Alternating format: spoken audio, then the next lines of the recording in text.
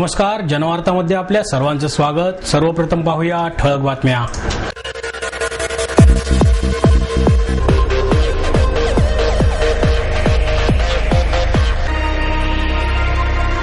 राज्यघटनेला हात घातल्यास राळेगण सिद्धीचा कणही शिल्लक राहणार नाही। दलित पॅंथरचे संस्थापक नामदेव ढसाळ यांचा अण्णा हजारे यांना इशारा। विविध मागण्यांसाठी महाराष्ट्र नवनिर्माण सेनेच्या वतीने हंडा मोर्चाचे आयोजन। आणि वीज बिल आकारणीत ग्राहकांची लूट होता कामा नये, विविध ग्राहक संघटनांची मागणी। राज्यघटनेला हात घातल्यास राळेगण सिद्धीचा कणही शिल्लक राहणार नाही, असा इशारा दलित पॅंथरचे संस्थापक नामदेव ढसाळ यांनी अण्णा हजारे यांना दिला। दलित पॅंथरच्या वतीने आयोजित सामाजिक एकजूट परिषदेचे उद्घाटन ढसाळ यांच्या हस्ते दीप प्रज्वलनाने झाले। महापौर मोहनसिंग राजपाल, आमदार रमेश बागवे, नगरसेवक बंडू गायकवाड, माथाडी आणि जनरल कामगार संघटनेचे प्रकाश चव्हाण, कार्याध्यक्ष यशवंत नडगम आदी मान्यवर उपस्थित होते। यावेळी ढसाळ म्हणाले, अण्णा हजारे यांनी राज्यघटनेला हात घालण्याचा प्रयत्न करू नये, अन्यथा हा लावा पेटून उठला तर राळेगण सिद्धीचा कणही शिल्लक राहणार नाही। जनलोकपाल विधेयकाबाबत सगळीकडे चर्चा चालू आहे। याबाबत आंबेडकरवाद्यांचेही काही म्हणणे आहे, ते ऐकून घ्यायला हवे, असे सांगून ते म्हणाले, घटना समितीमध्ये 2.5-3 वर्षे विचार करून भारतीय राज्यघटना बनवली, ते लोक काय वेडे होते काय? हा राळेगण सिद्धीचा रामबाबा भ्रष्टाचार मोडायला निघाला आहे। कायदा करून प्रश्न सुटतात असे नाही। अस्पृश्यता निर्मूलनाचा कायदा होऊन 60 वर्षे झाली तरी अस्पृश्यांचे निर्मूलन झाले नाही। भ्रष्टाचार मोडून काढायचा असेल तर लाच घेणाऱ्याबरोबरच लाच देणाऱ्यावर कारवाई व्हायला हवी। त्यामुळे अण्णा, तुम्ही वेळेत शहाणे व्हा। रामदास आठवले हे दलित पॅंथरचे अपत्य आहे। शरद पवार यांच्याकडे 20 वर्षे राबल्यानंतर आठवले नवीन पर्याय शोधत असून त्यांना पर्याय शोधू द्या। केवळ एका जातीला एकत्र करून यश मिळणार नाही, हेही त्यांनी लक्षात घ्यावे। संसदीय राजकारणात यशस्वी व्हायचे असेल तर सर्व जातींची सामाजिक एकजूट करून अन्यायाविरोधात रस्त्यावर लढाई लढावी लागेल। यावेळी नक्षलवाद, जागतिकीकरण आदी प्रश्नांचाही त्यांनी आढावा घेतला। मार्क्सवाद, माओवादाची चळवळ आपल्या उद्दिष्टांपासून दूर गेली आहे। देशात साम्यवादी राजवट येऊ शकत नाही, हे साम्यवादी मित्रांनी लक्षात घ्यावे, असेही ते यावेळी म्हणाले। विविध मागण्यांसाठी महाराष्ट्र नवनिर्माण सेनेच्या वतीने हंडा मोर्चाचे आयोजन करण्यात आले। हा मोर्चा गणेशखिंड रोड, शिरोळे चाळ येथून जंगली महाराज रस्ता ते खंडूजी बाबा चौक, कर्वे रोड क्षेत्रीय कार्यालयापर्यंत काढण्यात आला। हा मोर्चा बंडू बाजारे यांच्या मार्गदर्शनाखाली काढण्यात आला असून रणजित शिरोळे, राजू पवार, प्रकाश धोत्रे, बाळा शेडगे यांच्याबरोबरच महिला पदाधिकारी, कार्यकर्ते आदी उपस्थित होते। सदर ठिकाणी 4 महिने काम अर्धवट आहे। नागरिक आणि प्रशासन अधिकारी यांच्यामध्ये चर्चा होत नाही, त्यामुळे हा मोर्चा काढण्यात आला। पाण्याची पाईपलाईन टाकून कामे दिवाळी अगोदर पूर्ण करावी। अधिकाऱ्यांनी नागरिकांशी संवाद साधावा। नागरिकांना पाणी मिळेल अशी योजना करावी। ड्रेनेज, सिमेंट, कॉन्क्रिटिंग आणि फरशी बसवण्याची कामेही पूर्ण करावीत, अशा मागण्या यावेळी करण्यात आल्या। 1108 गणेशखिंड रोड, शिरोळे चाळ, शिवाजीनगर, पुणे 16 नवीन पाण्याची पाईपलाईन टाकणे, ड्रेनेज लाईन, सिमेंट कॉन्क्रीट या अर्धवट कामं प्रशासनाला जाग येण्यासाठी, झोपलेल्या प्रशासनाला जाग येण्यासाठी आज सर्व नागरिकांनी आम्ही तीव्र आंदोलन करीत आहोत। 4 महिने आम्ही दहीभाते साहेब, हरिभक्त साहेब यांना संपर्क करतोय, फोन करतोय, येत नाही, काही नाही, नागरिकांचे दुर्लक्ष करतात। 2 महिने झाले आम्ही अर्ज लेखी विनंती करतोय। 11/8/2011 संपर्क केला, नंतर 27/9/2011, 3/10/2011, 12/10/2011, 15/10 आज आमचं शेवटी पर्याय असा आहे की आम्ही तीव्र आंदोलन करतो। ठिय्या आंदोलन, हे झोपलेले अधिकारी आहेत। जनतेचे पैसे तुम्ही पगार घेता, काय करता? जनतेचे प्रश्न सोडवता का? काय करणार तुम्ही? नागरिक घरपट्टी भरतात, पाणीपट्टी, जागा, टॅक्स सगळं भरतात। तुम्ही नागरिकांसाठी आहे का तुमच्या फावल्या वेळासाठी आहेत? आज नागरिकांना एवढा त्रास होतो, 4 महिने पाणी येत नाही, 7 वाजले की पाणी बंद होते। महिलांना त्रास होतो, वयस्कर लोक आहेत, ज्येष्ठ नागरिक पडतायत, चिखल, राडा रोडा, त्यासाठी आज पूर्ण आम्ही आज सगळं नागरिक संतपलेले आहेत। हा उद्रेक होणार आहे, याची जबाबदार आता प्रशासनाने घ्यावी। वस्ती गणेशखिंड रोड इथल्या नागरिकांनी वारंवार प्रशासनाकडे विनंती केलेली आहे। मागे आम्ही लांडगे साहेबांना भेटलो होतो, दहीभात्यांना भेटलो होतो, हरिभक्त साहेबांना भेटलो होतो, पण यांना विनंती करून यांना काही कळत नाही, यांना मनसेच्या पद्धतीनेच उत्तरं द्यावी लागतात, तेव्हा यांचे बुद्धी ठिकाणावर येते. आज इथं पावसाळा होऊन गेला, मागच्या पावसाळ्यात इथं फुटपाथचं काम चाललं होतं, तेव्हा पूर्ण घरात सगळ्या लोकांच्या वस्तीमध्ये पाणी शिरून अन्नधान्याचं नुकसान, प्रचंड नुकसान झालं होतं. तेव्हाही आमच्या विभागाध्यक्षांनी ते आंदोलन केलं, पण त्या आंदोलनाचं श्रेय घ्यायला मात्र तेव्हा तिथल्या नगरसेविका आल्या आणि जेव्हा केसेस व्हायची पाळी आली ते पळून गेल्या आणि तेव्हा मनसेचे करत हात वर करत पळाल्या तिथनं. आज या वॉर्डात, या विभागात सर्वत्र जो कचऱ्याचा प्रश्न निर्माण झालाय, आमच्या मनसेची इथं विभागाध्यक्षांनी स्वतःची कचऱ्याची गाडी असून आम्हाला कचरा उचलायला परवानगी दिली जात नाही. तो कचरा घेऊन टाकायचा म्हटलं तर ते करून देत नाहीत, अशी दमदाटी केली जाते नगरसेवकाकडनं. आणि आज इकडे या शिरोळे वस्तीमध्ये इथल्या नागरिकांना, इथल्या वृद्ध ज्या महिला आहेत, मागे एक त्यांना पायाला लागून पडल्या, पायाला त्यांना जखम झाली, चिखल होतो, पाणी साठतं, तुटक्या फडस्या पडल्यात, ब्लॉकचं काम नीट झालं नाही, विटा दगड राडा रोडा सगळीकडे पडलाय, जर ती दुर्लक्ष केलं जाते.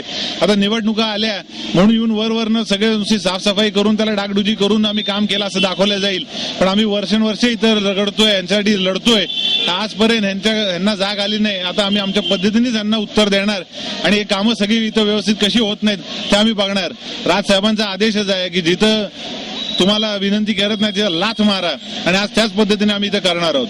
11 शिरोळे वस्ती आमच्या इथे दरवर्षी पाण्याची तर सोय गैरसोयच असते आणि दरवर्षी ना हे खाणकाम करतात आणि त्याच्यामुळे महिलांना इतका त्रास होतो की काय सांगायचं तर विचारताच नाही. दरवर्षी दारामध्ये खड्डा खांदणी असती, त्याच्यामुळं ज्येष्ठ नागरिकांना तर त्रास होतोच, पण तरुण वर्गालाही होतो आणि पाणी तर बारीक येतं, त्याच्यामुळे महिला इतक्या त्रासल्या आहेत आणि इथं आता पाण्याची सोयी नाही. आता रस्ते पण बेफाम चाललेले आहेत, गाड्या वाहत आहेत. उद्या जर कमी जास्त काही झालं कुणाला त्याची जबाबदारी कोण घेणार? तरी आम्ही मतदान देण्याच्या वेळेस तुम्ही आमच्याकडे हक्काने मतदान मागायला येता की मतदान करा. आम्हालाही तुमच्याकडनं काहीतरी अपेक्षा आहेत. तुम्ही फक्त मतदान आलं की आमच्याकडच्या अपेक्षा मागता का? मग आमचे काय तुमच्यावर काही हक्क नाहीये का? त्यासाठी आमचे लवकरात लवकर जे काही प्रश्न आहेत ते तुम्ही सोडवण्याचा प्रयत्न करावा, तरच आम्ही मतदान करणार, नाही तर करणार नाही. महाराष्ट्र साहित्य परिषदेचा पहिला दिवाळी अंक येत्या 21 तारखेला संकेतस्थळावर प्रकाशित होणार आहे. महाराष्ट्र साहित्य परिषद आता काट टाकत असून परिषदेचा सर्व कारभार ऑनलाईन करण्याच्या दृष्टीने पावले टाकण्यास परिषदेने सुरुवात केली आहे. यातील पहिले पाऊल मसाप पत्रिका आणि परिषदेचा पहिला संवेदना हा दिवाळी अंक परिषदेच्या संकेतस्थळावर वाचता येणार आहे. परिषदेत सत्तांतर झाल्यानंतर नव्या कार्यकारिणीने परिषदेच्या कारभारात आमूलाग्र बदल करण्याचा निर्णय घेतला आहे. परिषदेकडे तरुणांचा ओढा कसा वाढेल या दृष्टीने लवकरच युवा साहित्य नाट्य संमेलनही भरवण्यात येणार आहे. परिषदेचे संकेतस्थळ masapune.org असे आहे. सध्या ते अद्ययावत करण्यात येत असून परिषदेचा पहिला दिवाळी अंक येत्या 21 तारखेला या संकेतस्थळावर प्रकाशित केला जाणार आहे. याविषयी बोलताना परिषदेच्या कार्याध्यक्ष डॉक्टर माधवी वैद्य म्हणाल्या, परिषदेचे कामकाज अद्ययावत करण्याच्या दृष्टीने पावले टाकण्यात येत आहेत. मसाप पत्रिका आणि दिवाळी अंक संकेतस्थळावर दिला जाणार आहे. हे पहिले पाऊल असून परिषदेचे सभासद होऊ इच्छिणाऱ्यांसाठी संकेतस्थळावर अर्ज उपलब्ध करून देणे, परिषदेच्या वाचनालयात कोणती पुस्तके आहेत याची माहिती संकेतस्थळावर उपलब्ध करून देणे, कागदपत्रांचे डिजिटलायझेशन असे उपक्रम हाती घेण्यात येणार आहेत. आविष्कार 2011च्या वतीने आयोजित आंतरमहाविद्यालयीन प्रदर्शनाचे उद्घाटन ज्येष्ठ व्यंगचित्रकार मंगेश तेंडुलकर यांच्या हस्ते करण्यात आले. यावेळी सारंग पाटील, आदित्य सिन्हा उपस्थित होते. मंगेश तेंडुलकर यांनी विद्यार्थ्यांना मार्गदर्शन केले. हे प्रदर्शन बालगंधर्व कलादालन येथे 15 आणि 16 ऑक्टोबर रोजी सकाळी 11 ते रात्री 8 वाजेपर्यंत खुले राहणार असल्याची माहिती सारंग पाटील यांनी दिली. लँडस्केप, पोर्ट्रेट अशा विविध प्रकारची 100 चित्रे प्रदर्शनात मांडण्यात आली आहेत. पुणे, सातारा, कोल्हापूर, सांगली, कराडमधील महाविद्यालयातील विद्यार्थ्यांची चित्रे या प्रदर्शनात मांडण्यात आली आहेत. 16 ऑक्टोबर रोजी सायंकाळी 5 वाजता प्रदर्शनाचा बक्षीस समारंभ आयोजित करण्यात आला आहे. पुणे महानगरपालिका नागरवस्ती विकास योजनेअंतर्गत दिवाळी फराळ योजना राबवण्यात येणार आहे. या योजनेसाठी पुणे शहरातील 9300 बचत गटांचा समावेश आहे, अशी माहिती नागरवस्ती विकास योजना उपायुक्त ज्ञानेश्वर मोळक यांनी पत्रकार परिषदेत दिली. या अभियानात बचत गटातून महिलांनी तयार केलेल्या 600 व्यवसाय गटाच्या माध्यमातून लाडू, चकली, चिवडा, करंजी, शंकरपाळी या वस्तू तयार करण्यात येणार आहेत. सर्व वस्तू पॅकिंग करून दिल्या जाणार आहेत. दिवाळीसाठी नागरिक बाजारातून फराळाची खरेदी करतात, मात्र त्यापेक्षा स्वस्त दरात हा फराळ मिळणार आहे. बाजारपेठेतील दरांपेक्षा स्वस्त दरांमध्ये हा फराळ सर्वांसाठी उपलब्ध करून दिला जाणार आहे. याबाबत अधिक माहितीसाठी पुणे महापालिका नागरवस्ती विकास योजना विभागाशी संपर्क साधावा, असे आवाहन नागरवस्ती विकास योजना उपायुक्त ज्ञानेश्वर मोळक यांनी केले. पुणे महानगरपालिका नागरवस्ती विकास योजनेमार्फत यावर्षी प्रथमच बचत गटाच्या माध्यमातून आम्ही अशोक दिवाळी फराळ योजनेचं आयोजन केलेलं आहे. कैलासवासी अशोक कळमकर यांनी अनेक वर्ष या खात्याची धुरा सांभाळलेली आहे आणि पुणे शहरामध्ये बचत गटाच्या माध्यमातून महिलांचं सक्षमीकरण करण्याचं काम पुणे महानगरपालिकेने केलेलं आहे आणि त्या दृष्टीनेच आपण यावर्षी एक अभिनव योजना अशोक दिवाळी फराळ योजना याच्यामध्ये देतोय आणि ह्याच्यामध्ये नागरिकांसाठी, सामान्य गृहिणीसाठी, ज्या नोकरदार महिला आहेत त्यांच्यासाठी आणि कॉर्पोरेट क्षेत्र जे आहे की ज्यांना IT क्षेत्रामध्ये की दिवाळीचे फराळ घरी बनवणं थोडंसं कठीण असतं आणि त्याची चव तर घ्यायची असते आणि म्हणून ते मार्केटमधनं, स्वीट मार्टमधनं या सगळे पदार्थ खरेदी करत असतात, पण त्याला एक घरची हाताची चव असायला पाहिजे. म्हणून बचत गटाच्या माध्यमातून आम्ही ही योजना पुढे आणलेली आहे आणि हे बचत गट जे आहेत की याच्यामध्ये आपण 3.5 किलोचं एक पॅकेज केलेलं आहे की त्याच्यामध्ये लाडू 1 किलो, चकली अर्धा किलो, चिवडा अर्धा किलो, करंजी अर्धा किलो आणि शंकरपाळी अर्धा किलो आणि दुसरं सेम हे पदार्थ अर्धा किलोचे 2.5 किलोचं पॅकेज केलेलं आहे. 3.5 किलोचं पॅकेज जे आहे ते 700 रुपयाला अवेलेबल होईल आणि 2.5 किलोचं जे आहे ते 500 रुपयाला नागरिकांना मिळेल.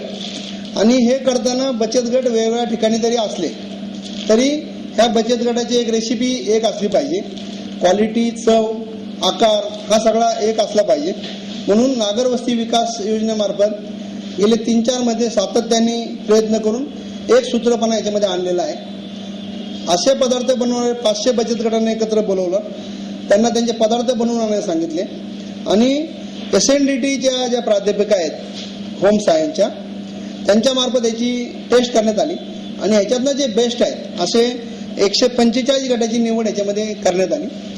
ही चालणी लागल्यानंतर मग आता सगळ्या पदार्थ एकाच ठिकाणी बनवण्यासाठी परत या 145 गटाची मीटिंग घेऊन त्यांना सेम रेसिपी देऊन आता हे पदार्थ आपण हे तयार करतोय आणि ह्याची वितरण व्यवस्था आणि बुकिंग व्यवस्था असली पाहिजे. म्हणून नागरवस्तीचेच जे संस्था आहे स्मार्ट म्हणून, त्या स्मार्ट संस्थेला एक काम आम्ही सोपवलेलं आहे, ज्याच्यामध्ये ही योजना ज्या नागरिकांना घेणं आहे त्यांनी 25% ॲडव्हान्स भरणं गरजेचं आहे. कारण आम्हाला खात्री होईल की हा नागरिक हे घेणार आहे आणि त्याप्रमाणे आम्हाला एक दुसरी कल्पना येईल की आम्हाला एवढ्या किलोचे हे सगळे पदार्थ बनवायचे.